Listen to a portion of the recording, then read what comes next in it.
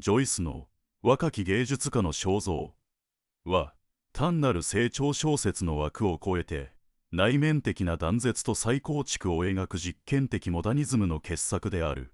まず全体像を把握するために、作品の構造と主人公スティーブン・デダロスの精神的旅路を順に追ってみよう。ジョイスは伝統的な成長小説、社会の期待に沿って個人が成熟していくというストーリーを意図的に裏切っている。通常の成長小説では、外的出来事の積み重ねが段階的な大人への変容を導くが、本作ではスティーブンが社会規範から自らを切り離し、内なる芸術という秩序を築くまでの精神的断絶が、言語の変容とともに描かれる。ジョイスは、意識の流れという技法を駆使し、思考のかけら、感覚の揺らぎ、記憶の断層を内面の地図のように織り交ぜている。スティーブンの意識は、幼少期の宗教的恐怖から青年期の美学的思索へ、そして最終的に芸術家として自立するまで、外的出来事の羅列ではなく、突如現れる、エピファニー、すなわちひらめき、で推進される。例えば、雪の降る夕暮れに水辺を歩く少女が見せた静けさの瞬間や、教会の壁に刻まれた聖母像の表情がかすかに変わる場面。こうした日常の些細な出来事が、存在の真実をあらわにする瞬間として描かれる。このエピファニーは神学的啓示というより、芸術的直感として機能し、スティーブンの内面に静かに刻み込まれる。次に、スティーブンの犯行は単なる個人の反逆ではなく、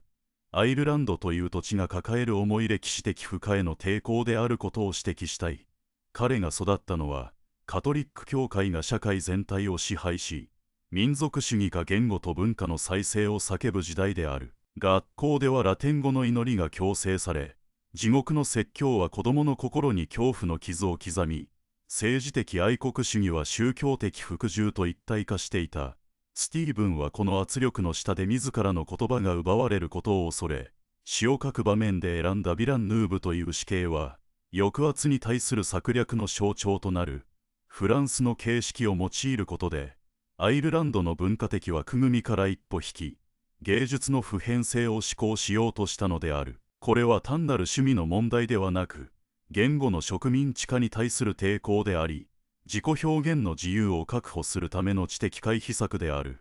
第5章での N 音 SERVIAM の宣言は、この抵抗の頂点にあたる。ラテン語で、私は使えない。と叫ぶこの言葉は打天使ルシファーを連想させ、キリスト教の従順倫理を完全に拒絶するシンボルとなる。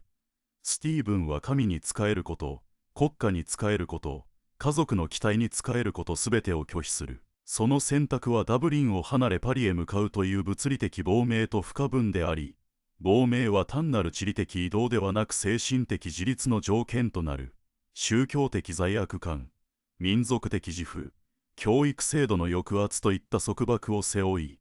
芸術という孤独の領域へと歩みを進める。この歩みは感覚と思考だけを指針とする徹底した個人主義の実践である。ジョイスはスティーブンの内面を描く際に言語そのものを変容させている。幼少期の章では感覚的語彙が繰り返され、言葉は身体感覚と密接に結びつく。教育を受けるにつれて言語は抽象的、学術的になり、神学的用語や美学的理論が支配的になる。最終章では言語は自己の内なる音楽となり、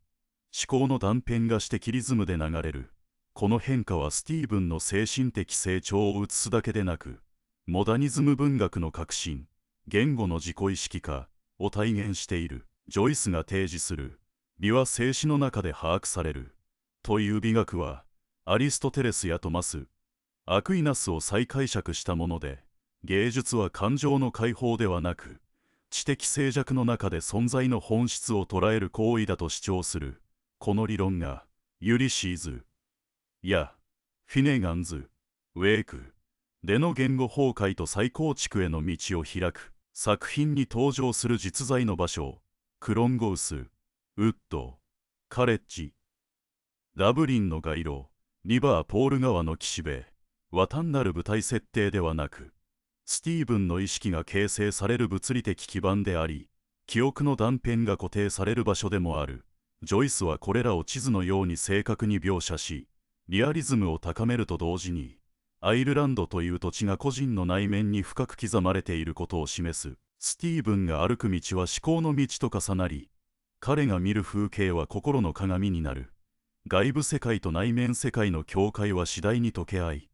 読者はスティーブンの意識そのものを体験するようになる。ここまで聞くと、作品は単なる青年の成長物語ではなく、芸術がいかに社会の外側に自ら領域を築くかという根本的な問いを投げかけていることがわかる。スティーブンの選択は愛国心や信仰を捨てるという過酷な決断であるが、その先には言語の自由、思考の独立、芸術の自立という20世紀文学の礎が築かれた。この作品がエース、エリオット、バージニア、ウルフ、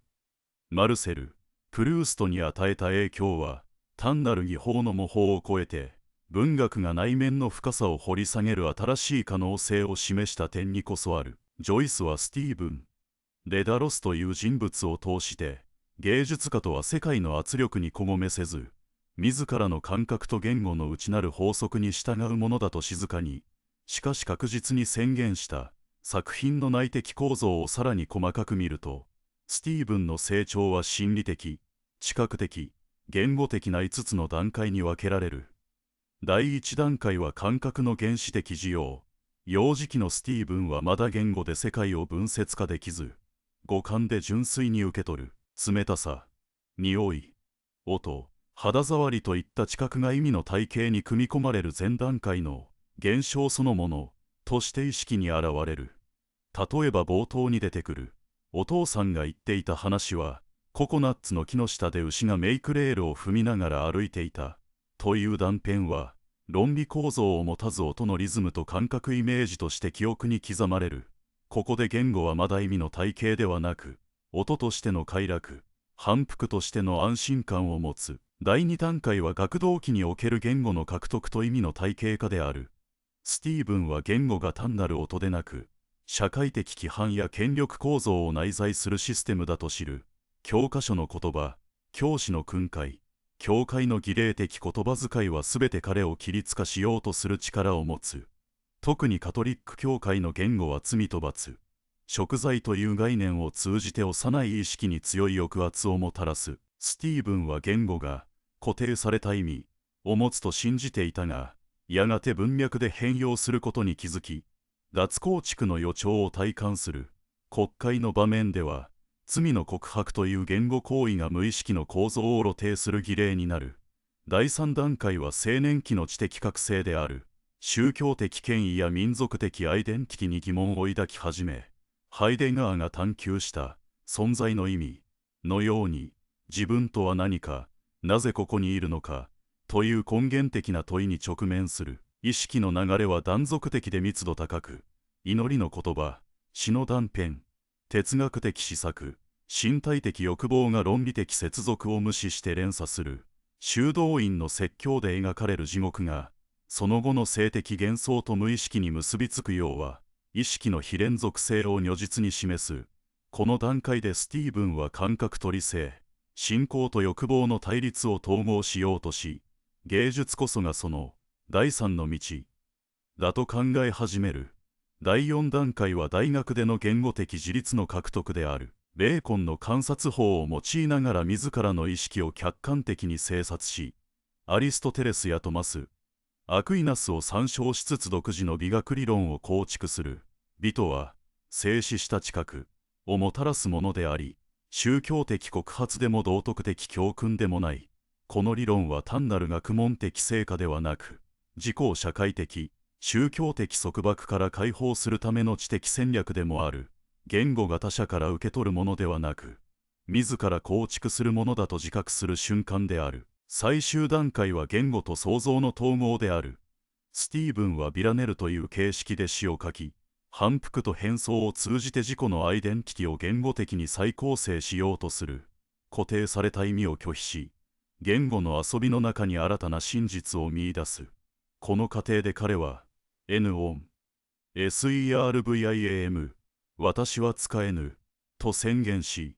アイルランド、教会、家族という3つの束縛から離反する。亡命は単なる地理的移動ではなく、精神的に外界に従属しないという宣言である。言語は彼自身の翼となり、芸術は世界へ放つための飛翔になる。ここで、アイルランド、カトリックの束縛とスティーブンの宗教的改心、離脱について少し掘り下げよう。スティーブンは幼少期から教会の教えが深く刻まれ、罪悪感と改心の繰り返しで精神が揺さぶられる。学校教育ではカトリック教義が絶対的権威として振る舞い、性的欲望や芸術への没頭は罪とみなされ、内面に葛藤を生む。改心の段階では祈りや国会で神の許しを求め、教会への服従を試みるが、成長とともに教義と芸術的衝動の間で揺れ動く。特に国会室での体験は、神との対話というより自己の弱さをさらけ出す恥辱の場となり、権威への疑問の契機になる。そして、N 音、SERVIAM の瞬間、ラテン語で、私は使えるまい、と叫ぶ瞬間である。これは教会の権威への完全な拒絶であり、同時に芸術的自由への決意でもある。教会を拒むことはアイルランド社会からの阻害を意味したが、スティーブンはその代わりに、言語と芸術を通じて自らの内面世界を再構築する道を選ぶ。カトリック教会が提供する救済の物語を否定し、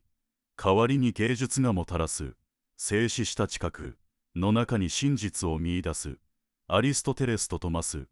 アクイナスの美学理論を再解釈し、美は単なる外的な調和ではなく、内面の秩序と自由の表現だと捉える。また、スティーブンの離脱はアイルランド民族主義への反発でもある。アイルランドは植民地支配に対する民族的自覚が高まりつつあったが、スティーブンは国家や民族という集合的アイデンティティに自分を縛り付けようとする圧力を拒否する。彼にとって芸術家は国家や民族の枠を超えた普遍的な存在であり、言語の植民地化、英語という支配言語を受け入れながらも、それを自らの表現手段として再創造する。を通じて、内面の自由を手に入れる。家族への離脱も同様である。父親の無責任さ、母親の過剰な愛情と期待がスティーブンの精神的成長を阻害し、彼は家族の絆を断ち切ることで初めて自己を確立する。このように、スティーブンの N 音、SERVIAM は単なる反抗ではなく、言語と芸術を通じた精神的自立の宣言である。彼の成長は、感覚の需要から言語の獲得、知的覚醒、言語的自立、創造の統合へと至る5段階の過程を経て、最終的に外部世界と内面世界の境界を溶解させ、芸術の自立を実現する。ジョイスはこの作品を通じて、モダニズム文学の新たな地平を切り開き、内面の深さを掘り下げる文学の可能性を示したのである。亡命は単なる宗教的離脱にとどまらず、カトリックの束縛からの脱却でもあった。彼の芸術的成長は、教会の教えが残した深い傷跡を逆手に取り、罪悪感や改心の経験が作品に生々しく反映されることで、文学的スタイルの基盤となる。実際の執筆シーンを想像してみよう。石畳の路地裏に潮風が絹ずれのように響き、階段を上る足音が壁に反響する。ろうそくの火が揺らめく中、スティーブンは羊皮紙の円を指先でなぞりながら言葉の配列を吟味している。頭の中ではトマス・アクイナスの講義が反復され、美の三要素、完全性、調和、比率が明確な階層を描き出す。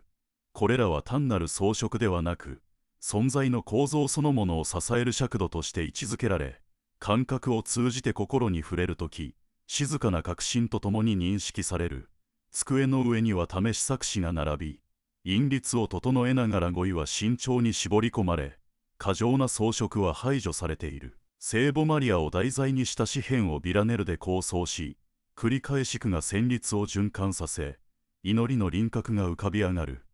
同一フレーズが姿を変えながら再起することで、語り手の内側にある渇望と畏敬が言葉の感覚に刻まれる。形式の制約が逆に自由を担保し、過度な個人的叙情を抑えることで対象への視線が研ぎ澄まされる。この時スティーブンは美学と信仰の境界線に沿って施策を進める。アクイナスが語った可視的継承を通じて不可視の真理へ至る道筋は芸術表現でも同様に機能する。光が今日に移って方向を変えるように現実の情景が芸術作品の中で再構成され新たな意味を帯びる。単なる模倣や写実を超えて事物の本質へと接近しようとする試みだ。スティーブンは宗教的規範と逸脱衝動の摩擦から熱を生み出し作品へ注ぎ込もうとしている。室内の静寂の中で過去の情景が浮かび上がる。幼い頃の礼拝堂の詠唱や国会室の暗がりで聞いた司祭の言葉が断片的に現れ行動や選択に影を落としつつ現在の思考材料へと転換される。罪の意識や畏怖は美学的緊張へと翻訳され言葉選びの尺度として機能する。信仰の枠組みから離れる罪悪感を抱えながらも芸術的誠実さを別の道徳基準に据えようと試みる。ビラネルの反復句は過去からの声の響きとして象徴化され対話の手段となる。語彙は簡素に保たれ修辞的過剰は避けられ聖母への祈りは個人的感情の告白から離れ普遍的秩序に配置される。対象は理想化されるのではなく形式の中で均衡を保つことで本来の重みが際立つ。ここでスティーブンの3つの武器沈黙、亡命、狡猾に触れよう。沈黙は表面的な論争や無益な喧騒から意図的に撤退すること。芸術的完成度にエネルギーを集中させるための自己封じ込めだ。亡命は単なる地理的移動ではなく思想、感情的な絆からの全面的断絶。アイルランドの民族主義、カトリック教義、家族の期待すべてが敵対的であると認識し物理的離脱は象徴的な旅へと変わる。狡猾は直接対決を避けつつ文化の終焉から介入する知的生存戦略。権力に飲み込まれず作品を通じて価値観を内側から変容させる手段だ。N オン SERVIAM のラテン語はルシファーの言葉を借りて宗教的社会的権威への全面的拒絶を表明し芸術的独立の革新をなす。これらは消極的な逃亡ではなく芸術的証明がアイルランドの騎士を超えて先にあると確信した積極的解放行為だ。さて作品全体がどのようにモダニズム的な総合芸術へと昇華するかを見ていこう。若き芸術家の肖像が芸術家の成長小説として自己形成を濃密に描くならばユリシーズはその意識を世界全体と結びつける総合芸術の頂点だ。ユリシーズではたった一日ダブリンの日常を舞台にスティーブン、デダロス、リアム、ブルーム、モリャーブルームの内面が数千ページにわたって詳細に描かれる。意識の流れは単なる独白を超えて文体と形式そのものへと変貌し新聞記事、戯曲、科学報告書、神話といった異なるジャンルが借用される。例えばエオロース編は新聞言葉とラジオリズムを模倣し都市の騒音と思考波長が交錯する。ペネロペ編は文法と句読点をほとんど持たない長文で女性の意識が時間、空間の制約を離れ自由に流れる様子を表現する。こうした実験は意識の流れが到達した頂点として評価されている。スティーブンの芸術的使命は単なる個人的欲求に止まらずアイルランドという民族的、宗教的枠組みからの脱却を意味する。私は神に仕えるものではないと宣言し自己の創造的意志を第一に据える姿勢は後の私的実験やモダニズム的ビルドゥングスロマンの構造転換として顕在化する。しかし芸術的自立の代償として永遠の放逐、精神的孤立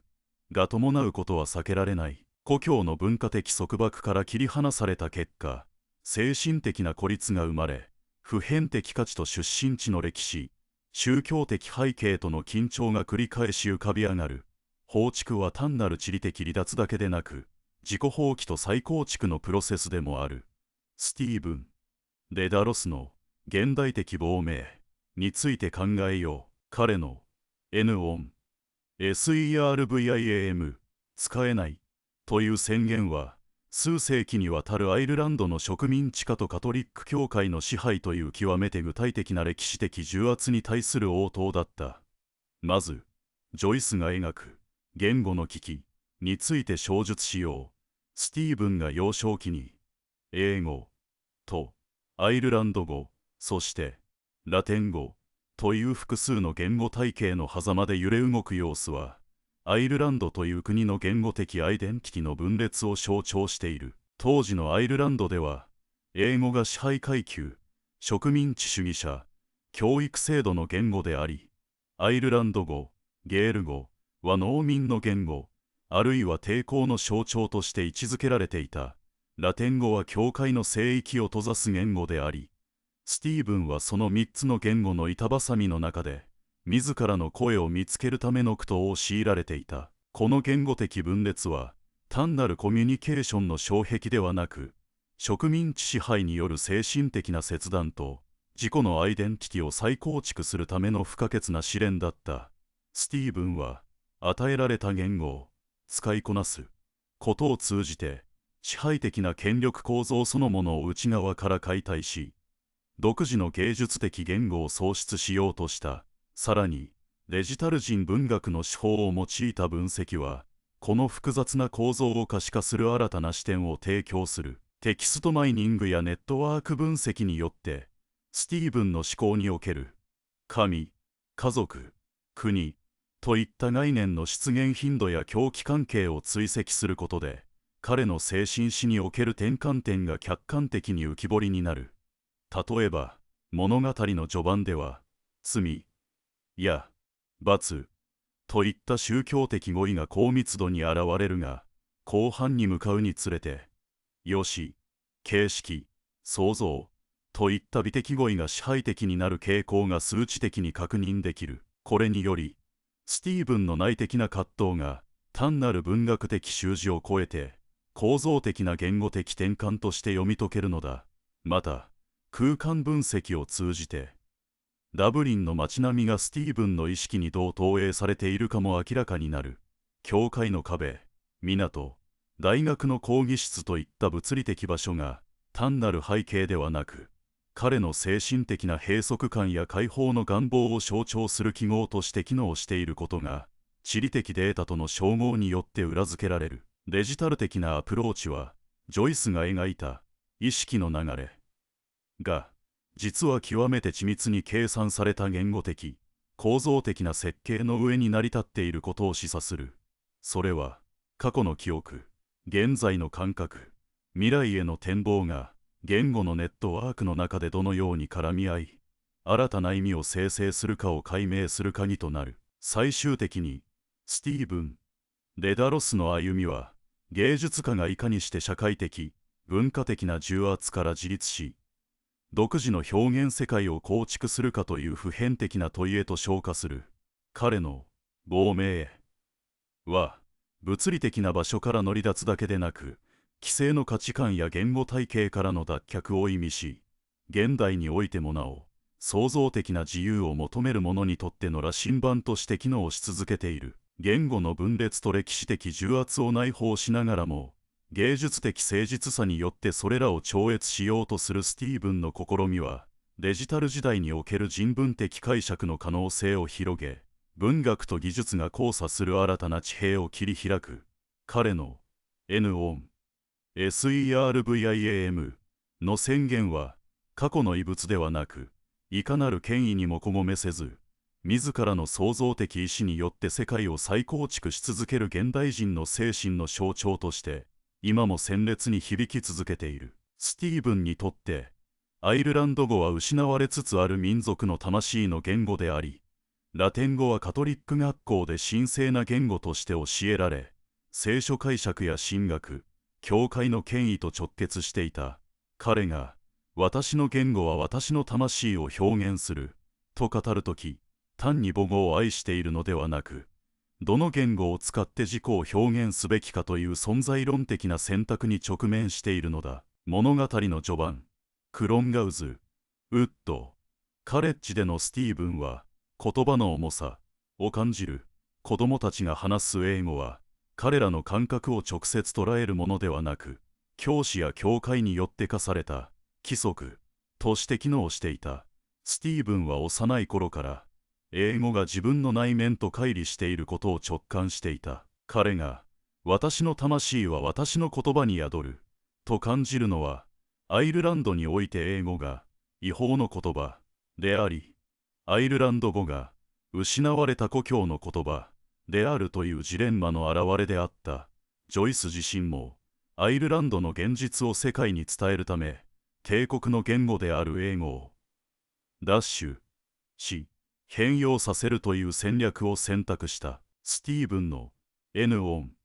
SERVIAM はアイルランド民族主義者たちのアイルランド語回帰運動に対してもある種の距離を置いている。スティーブンにとって民族主義的な言語復興運動もまた個人の内面的な芸術的真理よりも集団のイデオロギーを優先する新しい形の束縛に過ぎなかった。次にスティーブンが直面するカトリックの呪縛の具体的なメカニズムを分析する。ジョイスは単に教会を批判するのではなく、カトリック信仰がアイルランド人の精神構造にどう深く刻み込まれているかを解剖する。スティーブンの少年時代は罪悪感と恐怖、そして救済への渇望によって彩られていた。クリストファー・コロンブスや聖パトリックの聖人づて、地獄の恐怖を描く説教はスティーブンの意識に深く浸透し、彼の自我形成の基盤となった。物語の転換点となる地獄の説教のシーンは、カトリック神学が人間の心理を操作する術を如実に示している。司祭が地獄の火を言葉で描き出すとき、それは聴衆の五感に直接働きかけ、理性的な判断を麻痺させるほどの身体的な恐怖を引き起こす。スティーブンはこの説教によって罪人としての自己認識を強制され、絶望の淵に突き落とされる。だがここに重要な逆説がある。スティーブンが地獄の恐怖から逃れようとしていった悔い改めは、教会の権威に完全に服従し、自己の意志を放棄した瞬間でもあったのだ。彼は教会が示す道徳的規範に従うことで一時的な安堵を得たが、その安堵は自己の芸術的直感を犠牲にして得られたものだった。スティーブンが N 音 SERVIAM に至る過程は、この服従の連鎖からの脱却の物語である。彼は教会が求める聖なる道が、実は人間の生命力や創造性を枯渇させる死の道であることを悟る。ジョイスはここでトマス・アクイナスの美学理論を重要な転換点として導入する。スティーブンが学んだアクイナスの美学は、美とは見るものを満足させるものであり、その構成要素として統一性、調和、輝き CLARITAS を挙げている。スティーブンはこの中世の神学的美学を自らの芸術的実践へと変換する。特に輝き CLARITAS の概念はスティーブンのエピファニー理論の核心となる。アクイナスは輝きを神の光の反映としたが、スティーブンはこれを世俗化し、日常の些細な瞬間に突然現れる本質的な真実のひらめきとして再定義する。浜辺で少女を見てその美しさに打ち震える瞬間、彼は教会の教義によって定義された聖なるものではなく、自らの感覚を通じて捉えた美的な真実に遭遇する。このエピファニーは宗教的啓示の構造を模倣しつつ、その中身を完全に世俗化、個人化するジョイス特有の盗作的な手法の表れである。スティーブンの芸術的ソフィスティケーションは、こうした哲学的、神学的な学習過程を通じて形成される。彼はアリストテレスやアクイナスの哲学を単に暗記するのではなく、それを自らの芸術的ビジョンを構築するための道具として使いこなそうとする。スティーブンは、芸術の目的は美の認識を促すことにあると考え、芸術家は神のような創造者として自らの作品の中で世界を再構築する必要があると信じる。これは教会が神の創造を独占し、人間を被造物として従属させる立場に対する芸術家による対抗宣言でもある。スティーブンにとって芸術家とは神に仕える SERVIAM ではなく、自らの創造的意志によって世界を支配する NON SERVIAM の立場に立つ存在なのだ。この芸術的自立のプロセスはスティーブンの人間関係、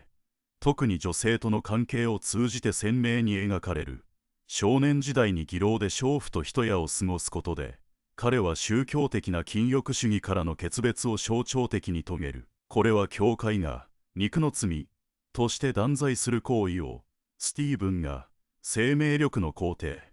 として受け入れる瞬間である。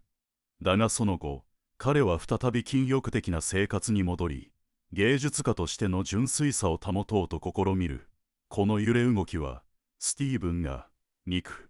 と精神の二項対立にとらわれていることを示す。特に興味深いのは、スティーブンが母に対して抱く複雑な感情である。典型的なアイルランドのカトリック女性である彼の母は、息子の信仰心を維持しようとし、死の床でさえも祈りを求める。スティーブンは母の愛と信仰の重みに押しつぶされそうになりながらも、最終的に母の涙よりも自らの芸術的証明を選ばざるを得ない。この決断は単なる親子の葛藤を超えて、アイルランドという母なる国、マザー IRELAND の期待からの離脱を意味する。アイルランドの民族主義はしばしば国を母として擬人化し、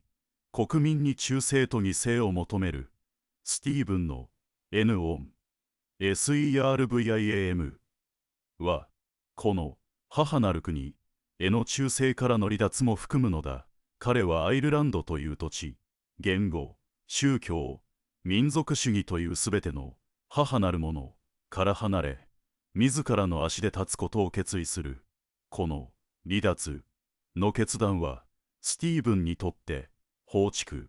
EXILE を意味する。ジョイス自身もアイルランドを離れ、ヨーロッパ各地を放浪した。この自発的放逐は、単に物理的な移動ではなく、精神的な境界を越える行為である。スティーブンは、アイルランドの閉鎖的な社会から抜け出すことで、初めて普遍的な芸術家としての視点を得られると考える。彼はアイルランドの狭い枠組みの中で、愛国者として生きることよりも、世界の広がりの中で、芸術家として生きることを選ぶ。この選択はアイルランドの文脈では、裏切り者とみなされるかもしれないが、スティーブンにとっては、真の忠誠なのだ。なぜなら、アイルランドの真の利益はその閉鎖性を打破し、世界と対話することにあると信じているからである。スティーブンの放逐は、同時に、狡猾さ CUNNING を伴う。彼はダダロス神話に登場する翼を持つ父親のように、空を飛ぶために、ローと羽を自ら作り出す。この翼は神や教会が与えたものではなく、自らの技術と知恵によって作られたものである。スティーブンは教会や国家の権威に直面する際、時には沈黙を選び、時には策略を使って自らの意志を通そうとする。彼は権威に正面から戦いを挑むのではなく、その隙間を縫って自らの創造性を発揮しようとするのだ。この狡猾さは、アイルランドの歴史における弱者の戦略とも通じる。植民地支配下で、アイルランド人は武力で戦うのではなく、言葉や文化、あるいは裏切りや欺瞞を使って支配者に抵抗してきた。スティーブンの NON SERVIAM は、この歴史的な抵抗の美学を個人の内面へと昇華させたものと言える。さらに、スティーブンの芸術的証明は彼が直面する孤独とも切り離せない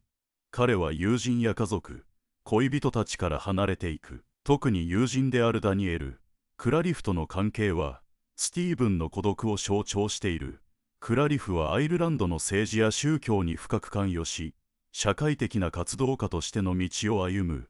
スティーブンはクラリフの熱意を理解しつつも、彼とは異なる道を歩むことを決意する。この決別はスティーブンにとって孤独を意味するが、同時に自由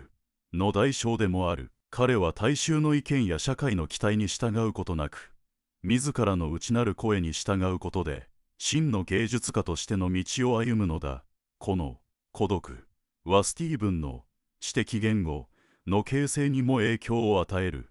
スティーブンの言語に対する戦いは、彼が直面する最も根源的なジレンマの一つである。アイルランド語という失われた母語と、英語という植民地言語の狭間で揺れ動く彼は、違法の言葉 vs 失われた故郷の言葉という二項対立にとらわれる。アイルランド語はアイルランドの魂と結びついているが、すでに日常の言語としては死滅しつつあり、英語は植民地支配者の言語でありながら、スティーブンが自由に思考し、表現するための唯一の道具でもある。彼は言葉の重さを痛感し、言語的混乱の中で存在論的選択を迫られる。スティーブンにとって言語とは単なるコミュニケーションの手段ではなく、自らの存在を定義するものであり、芸術的真理を追求するための媒体なのだ。また、スティーブンの N-ON、SERVIAM という態度は、単なる反抗ではなく、集団のイデオロギーに対する個人の芸術的真理の主張である。カトリック教会の呪縛は、罪悪感、恐怖、救済への渇望という心理的メカニズムを通じて、スティーブンの精神を支配しようとする。地獄の説教はその最たる例であり、教会は恐怖を用いて人々を服従の連鎖につなぎ止める。しかしスティーブンは、トマス・アクイナスの美学に代表される、統一性、調和、輝き、CLARITAS という概念を自らの芸術理論に取り込むことで、教会の権威から離れようとする。彼にとって、輝きは宗教的啓示ではなく、世俗的なエピファニーであり、芸術を通じて達成される美の認識なのだ。自らの内面を表現するための知的な言語を模索する過程において、スティーブンは単なるコミュニケーションの手段を超えた独自の表現体系を構築します。その結果、彼の内面独白は複雑な比喩、神話的引用、哲学的な考察、そして鋭敏な感覚的描写が混在する独特のリズムを持つものへと進化します。ジェームズ・ジョイスはスティーブンの意識の流れを単なる思考の記録ではなく、能動的な言語の創造行為として描き出します。スティーブンの思考は常に言葉を探求し、言葉そのものを変容させる動的な過程そのものなのです。物語の終盤、スティーブンは日記形式で自らの決意を記録します。そこには長期にわたる内的葛藤の集大成が凝縮されています。彼はアイルランドを離れ、パリへと旅立つことを決意します。この旅は単なる物理的な移動ではなく、自己の芸術的アイデンティティを確立するための通過儀礼です。スティーブンは故郷の文化を完全に否定するのではなく、それを素材として変容させ、新しい芸術を創造しようとしています。彼はアイルランドの言語、宗教、歴史を自らの作品に取り込みつつ、それらを超越した普遍的な芸術を目指します。ジョイスの若き芸術家の肖像は、このような言語的、文化的、宗教的、民族的な束縛からの脱却の物語として、20世紀文学の利定碑となっています。スティーブン・デダロスの N-ON、SERVIAM は、単なる一人の青年の反抗ではなく、近代芸術家全体が直面する創造の自由と社会的制約の葛藤を象徴しています。スティーブンの選択は、現代の私たちにとっても、自分自身の束縛とは何なのか、そして自由とは何なのかを考えさせる問いかけとなっています。また、この作品における時間の概念も極めて重要です。スティーブンの成長は直線的な時間軸ではなく、記憶と現在の交錯によって描かれます。彼の幼少期の記憶、学校の出来事、宗教的な体験、そして恋愛の瞬間は、すべてが現在の意識の中で再構成され、新たな意味を帯びます。ジョイスは、この非直線的時間の表現を通じて、人間の意識がどのようにして過去と現在、そして未来を結びつけているかを描き出しています。スティーブンのエピファニーは、まさにこの時間的な交差点で発生する真理の瞬間なのです。さらに、スティーブンの芸術的理論は単なる空想ではなく、現実の芸術実践へとつながるものです。彼は、芸術が社会の鏡として機能するのではなく、社会を創造する力として機能すると考えます。芸術家は、既存の価値観を批判し、新しい価値観を創造する存在です。この考え方は、後のモダニズム文学や芸術運動に大きな影響を与えました。スティーブンの N オン SERVIAM は、芸術の自律性を宣言するものとして、20世紀の芸術論の基礎を築いたのです。しかし、スティーブンの放逐は決して楽なものではありません。彼は故郷を離れることで、アイデンティティの危機に直面します。アイルランド人でありながらアイルランドを離れ、英語でアイルランドを描くという矛盾は、彼にとって常に背負わなければならない十字架です。ジョイス自身もまた、この矛盾の中で苦しみ、そしてそれを作品に昇華させました。スティーブンの N オン SERVIAM は、この矛盾を乗り越えるための戦略でもあります。彼はあえて放逐を選ぶことで、自らの視点を相対化し、より普遍的な芸術を追求しようとします。このように、若き芸術家の肖像はスティーブン・デダロスという一人の青年の成長物語であると同時に、アイルランドという国の歴史、宗教、言語、そして近代芸術の誕生を語る壮大な物語です。ジョイスはスティーブンの内面を通じて、人間がどのようにして、束縛から自由へと至るかを描き出しました。そして、その過程で、芸術がどのような役割を果たすかを示しました。スティーブンの N オン SERVIAM は、今もなお、私たちに自分自身の意志で生きることの難しさと重要性を問いかけ続けています。次に、スティーブンの言語的実験が、どのようにしてユリシーズへと発展していくのか、その連続性についても触れる必要があります。若き芸術家の肖像におけるスティーブンの内面独白は、まだ比較的整理された文体で書かれていますが、それはジョイスが意識の流れを完成させるための前段階です。スティーブンの思考が徐々に複雑化し、言語の境界が曖昧になっていく様子は、ユリシーズにおけるブルームやモリア、そしてスティーブン自身の描写へと直接つながります。スティーブンが N オン SERVIAM を叫んだ瞬間、彼は単に境界を拒絶しただけでなく、既存の文学的規範、言語的慣習、そして社会的常識までもを拒絶することを決意したのです。この決意は、後のジョイスの作品において、言語そのものを解体し、再構築するという驚異的な実験へと発展していきます。例えば、スティーブンが、よしを定義しようとするとき、彼はトマス・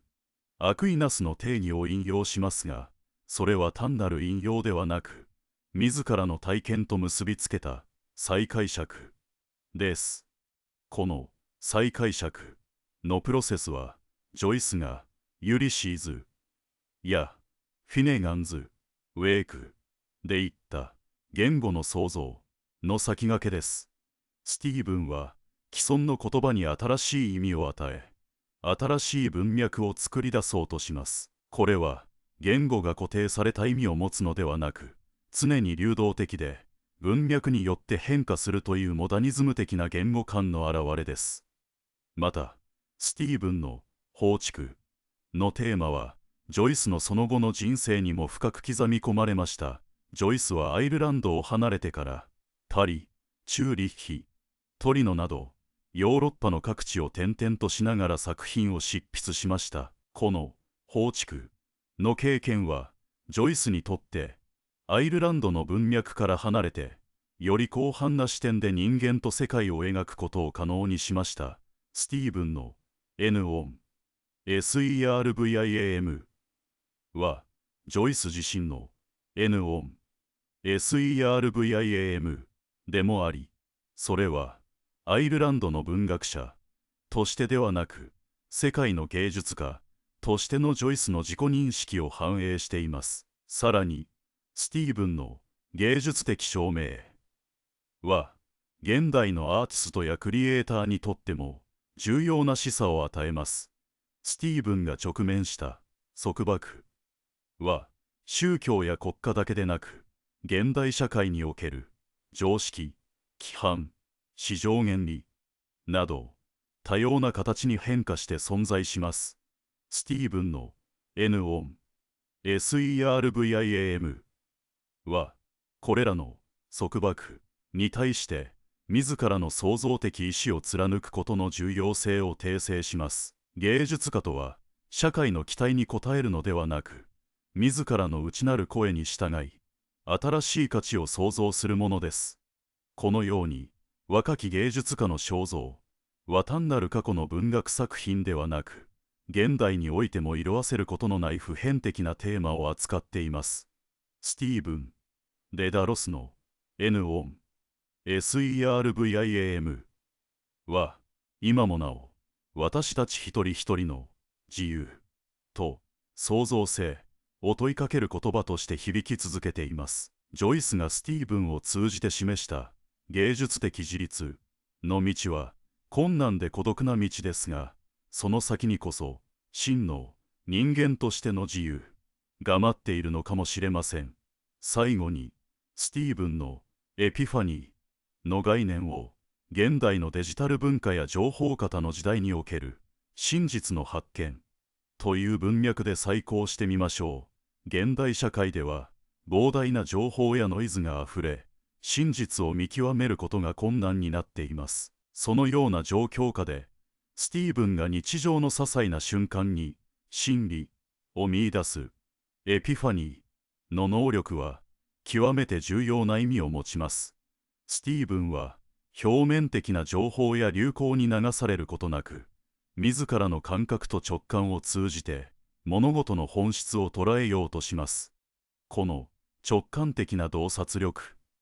は、現代の私たちが情報型の時代を生き抜くために必要な能力かもしれません。スティーブンの N 音 SERVIAM は、単に使えないという否定の言葉ではなく、自らの意志で作り出すという肯定の言葉でもあります。彼は既存の価値観や権威に依存することなく、自らの手で新しい世界を創造しようとします。この創造的な意志は、現代の社会変革やイノベーションの原動力としても機能します。スティーブンの物語は、私たちに自分自身の言葉で世界を語り直し、新しい未来を切り開くことの可能性を示唆しています。ジョイスの若き芸術家の肖像は、スティーブン・デダロスという一人の青年の成長を通じて、人間が束縛から自由へと至るための複雑で苦難に満ちた過程を描き出しました。そして、その過程で芸術がどのような役割を果たすかを示しました。スティーブンの N 音 SERVIAM は、今もなお私たち一人一人の自由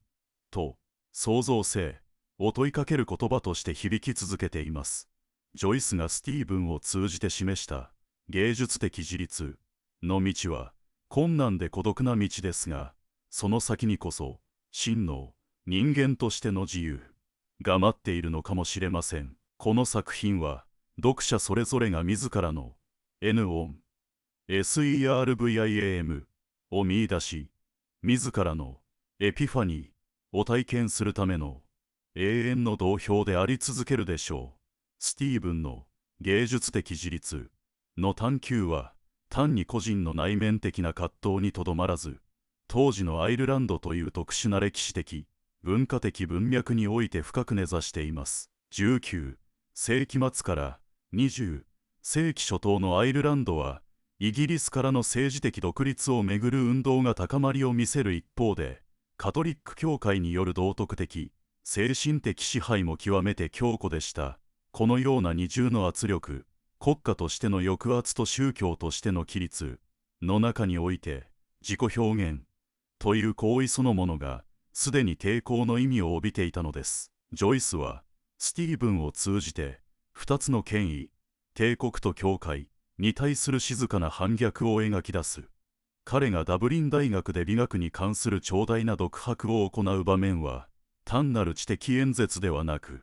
アイルランド社会における言葉の奪還の儀式とも言えるだろう。ここでスティーブンはギリシャ哲学や中世神学といったヨーロッパの知の伝統を援用しながら、それらを自らの感覚と結びつけて再構築しようと試みる。これは植民地的劣等感から脱却し、自らの声で語ることのできる知的主体へと変貌する瞬間でもある。さらに注目すべきは、スティーブンが特にビラネルを書こうとするエピソードだ。この詩作の場面は小説の中でも特に象徴的であり、スティーブンが芸術家としての自覚を獲得する決定的な転換点となる。彼が海辺を歩いているとき、少女を見るという一見何気ない出来事がエピファニー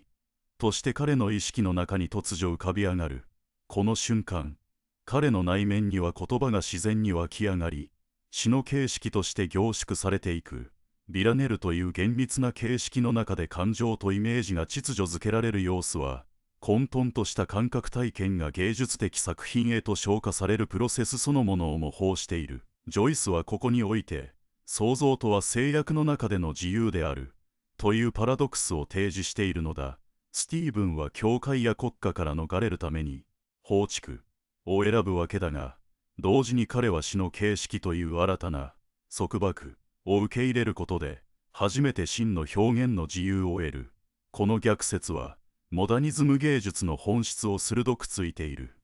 またスティーブンの父が繰り返し語る昔の話、没落する中産階級の階層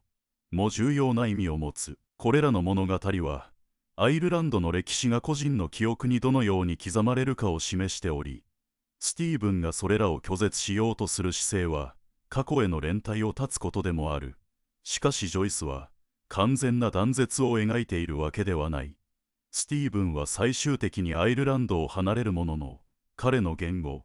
考、感性の基盤には依然としてダブリンの風景や音声、匂いが息づいている。これはジョイス自身がパリやチューリッヒに住みながらも作品の舞台をことごとくダブリンに設定した事実と呼応している。つまり放逐は物理的な移動であると同時に精神的な距離の確保でもあり、その距離があってこそ故郷を真正面から見つめ直すことが可能になるのだ。スティーブンの N-O-N-SERVIAM は逃避ではなくある種の戦略的孤立であり、創造のための静寂を自らに与える行為と言えるだろう。このような視点から見ると、若き芸術家の肖像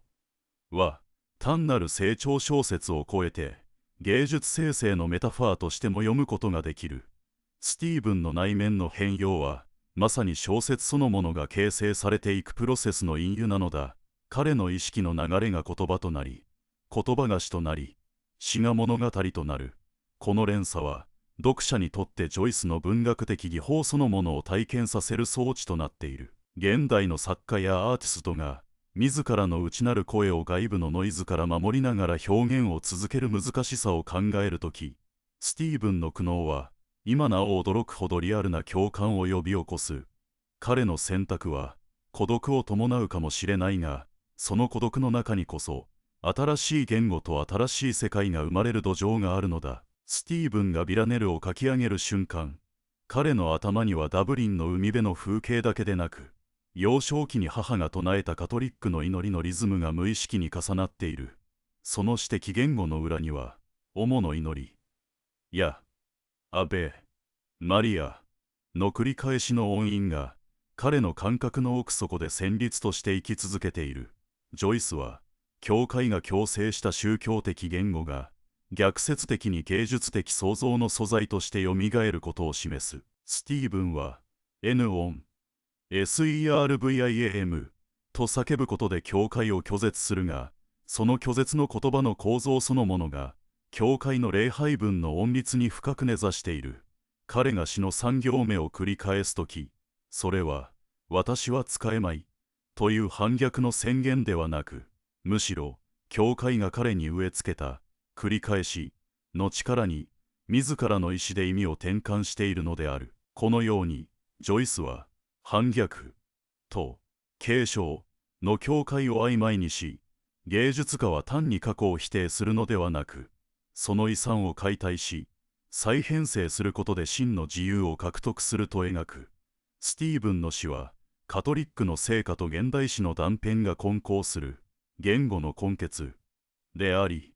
アイルランドの植民地的アイデンティティが内側から自らの言語を再創造する試みそのものである。彼が海辺で見た少女の姿、白い衣をまとった無邪気な存在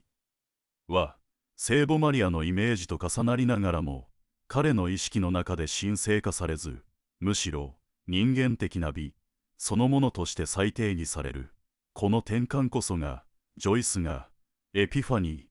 ーの真の意味として提示したものである。神の啓示ではなく、日常の断片から湧き上がる人間の感覚による瞬間的真実の発見。この瞬間、スティーブンは教会の教義を拒否するだけでなく、教会が定義する神聖そのものの概念を自らの感覚で書き換えている。彼の詩はダブリンの雨に濡れた石畳の匂い、母の声のトーン、ミサの鐘の残響、これらすべてが言語の断片として指摘秩序へと修練する。その結果、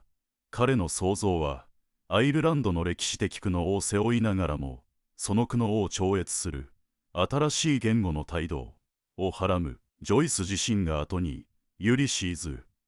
で展開する言語の爆発の目は、このビラネルの静かな試みの中にすでに存在していた。スティーブンの反逆は単なる拒否ではなく、植民地的劣等感からの言葉の奪還でもある。アイルランドの言語と文化がイギリスの支配下に抑圧される中、ジョイスはスティーブンを通じて言語を自らの意志で操ることで自らのアイデンティティを再構築する過程を描く。彼のビラネルは英語という植民地の言語を用いながらも、その中にアイルランドのリズムと感性を織り込む試みであり、これが言語の根結の始まりである。